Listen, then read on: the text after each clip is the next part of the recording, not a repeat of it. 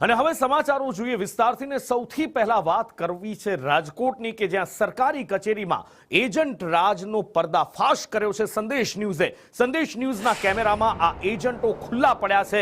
Agent રાજની સાબિતી કેદ થઈ છે। કચેરીમાં આધાર કાર્ડ રાશન કાર્ડ માટે એજન્ટ રાજ ચાલી રહ્યું છે। સરકારી કચેરીમાં આવકના દાખલા માટે એજન્ટ રાજ ચાલી રહ્યું છે। કચેરીમાં એજન્ટ વિના કોઈ કામ થતા જ નથી। સરકારી કચેરીમાં આ એજન્ટ રાજ ચાલે છે કેવી રીતે એ સૌથી મોટો સવાલ છે। સંદેશ ન્યૂઝનો કેમેરો જોઈ એજન્ટો ઊભી પૂછડીએ ભાગ્યા હતા। અરજદારો પાસેથી આ એજન્ટો 900 રૂપિયાથી લઈ 2200 રૂપિયા લૂંટે છે, પણ તેમ છતાં જાણે એમને કોઈ રોકવા ટોકવા વાળું નથી। દક્ષિણ મામલતદાર કચેરી સામે 6 થી 7 એજન્ટોના ધામા સંદેશ ન્યૂઝના કેમેરામાં કેદ થયા છે। અને એજન્ટને જ્યારે પૂછવામાં આવ્યું તો એજન્ટ બોલ્યો કે રાશન કાર્ડ 2200માં કાઢી આપીશ। અને કચેરીમાં એજન્ટોનો જમાવડો હોવા છતાં પણ તંત્ર મુખ પ્રેક્ષક બની રહ્યું છે। ક્યાંક એવું તો નથી ને કે તંત્રની મીઠી નજર નીચે જ આ આખો ખેલ ચાલી રહ્યો છે। જો કે આ એક કોઈ કચેરી નથી, ઘણી બધી એવી સરકારી કચેરીઓ રાજ્યમાં ધમધમે છે જ્યાં એજન્ટ રાજ આજની તારીખમાં પણ છે।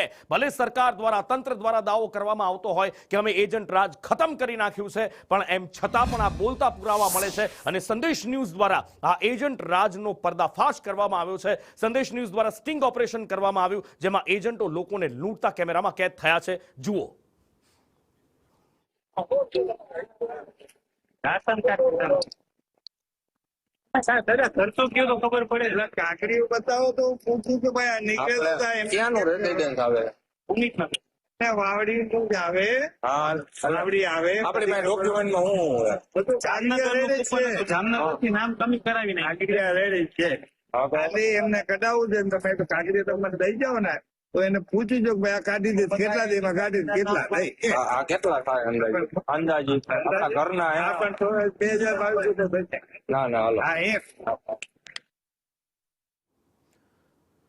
એટલે સવાલ અહીંયા એ છે કે જો દાવો કરવામાં આવે છે કે સરકારી ઓફિસોમાંથી એજન્ટ રાજ ખતમ કરી દેવામાં આવ્યું છે, સિસ્ટમ ઓનલાઈન કરી દેવામાં આવી છે અને જો લોકો ઓફલાઈન પણ જાય છે તો એમને કોઈ જ તકલીફ કોઈ અગવડ નથી પડતી, તો પછી આ કચેરીઓમાં એજન્ટો કેવી રીતે પ્રવેશે છે? કચેરીઓની સામે એજન્ટો ધામા નાખીને બેસે છે અને તંત્ર કેમ કોઈ પગલાં નથી લેતું?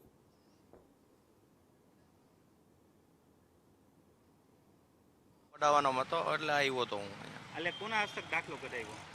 મેં આવડા હસ્તક અહીંયા 12 બેસે એના હસ્તક કેટલા રૂપિયા લીધા આવકના? 800 રૂપિયા। હું આ 3 વખત ધક્કા ખાતા મેં બરાબર, પણ કાંઈ સેટિંગ ન થયું એટલે પછી 12 એજન્ટ રાખીને મેં એમની આગળ સેટિંગ કરીને 800 રૂપિયા દઈને એ કે બીજે દિવસે આવી જાજો, એક આ ઠેકાણે વહી જાજો, રેસકોર્સ પાસેનું એડ્રેસ દીધું એટલે તરત મને કાઢી દીધો। નહીં તમે કેટલા ધક્કા ખાધા હતા? 3-4 ધક્કા ખાતા હતા। 12 એજન્ટો બેઠા છે ને બધા, એ કે 2000 આપો એટલે અમે તમને કાઢી દઈ। પછી ધક્કો નહીં ખાવાનો? પછી નહીં ખાવાનો, ખાલી 2000 આપી દે એટલે ઉપર નીકળી જાય। નકર કેટલા ધક્કા ખાઈ? 3-4 તો અમે ખાધા, હજી કઈ ભેગું થયું નથી। 12 કલાક કીધી, કેટલી કીધી? 12 કલાક નહીં, 2 કલાકમાં દાખલો અને આ તો હાથ પૈસા દેવાના। કેટલો ચાર્જ લે? કઈ નક્કી જ ન હોય, 1000 2000 3000 લે, જેવો લેવા વાળો ને જેવો દેવા વાળો જેવી જરૂરિયાત। અમે તો લોકોને એમ કહી કે ભાઈ હોસ્પિટલના કામમાં થોડીક માનવતા રાખો અને એને મફત કરી દેવું, પણ અમુક લોકો નથી માનતા, લ્યો કરે છે। આપણે 12 કોક એજન્ટ હોય એના થકી કરાવીએ કામ તો જ અંદર કામગીરી ચાલતી હોય, એ હોવું ન જોઈએ ખરેખર। કાઢી નાખવું જોઈએ કે શું કે એજન્ટ રાજ કાઢવું જ જોઈએ, ખરેખર નિયમ એવો હોવા જોઈએ કે અરજદાર ખુદ આવે તો એનું કામ થઈ જવું જોઈએ।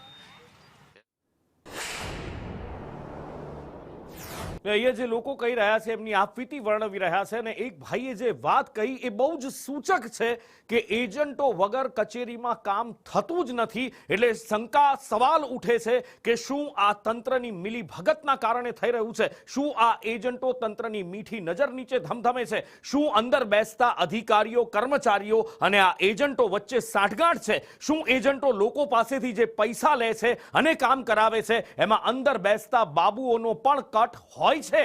આ સવાલ અત્યારે વિચાર માંગી લે એવો છે, અને એનું કારણ એ છે લોકો દ્વારા લગાવાતા આક્ષેપ, લોકો દ્વારા કહેવામાં આવતી આપવીતી. કારણ કે એજન્ટો વગર આ કચેરીમાં કોઈ જ કામ ન થતું હોવાનું લોકો સ્પષ્ટપણે કહી રહ્યા છે. એટલે સ્વાભાવિક રીતે સવાલ ઉઠે છે કે જે તંત્ર દાવા કરી રહ્યું છે, જે સરકાર દ્વારા દાવા કરવામાં આવે છે કે એજન્ટ રાજ અમે ખતમ કરી દીધું છે, જો તમે એજન્ટ રાજ ખતમ કર્યું છે તો પછી રાજકોટની આ કચેરીમાં એજન્ટો વગર કામ કેમ નથી થતા? શું આ સરકારી કર્મચારીઓ, અધિકારીઓને જે પગાર આપવામાં આવે છે એમાંથી એમને સંતોષ નથી થતો?